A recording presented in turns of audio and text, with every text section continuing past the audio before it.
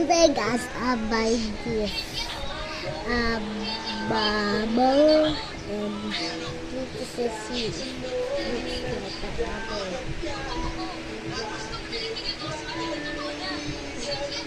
Wow. Right.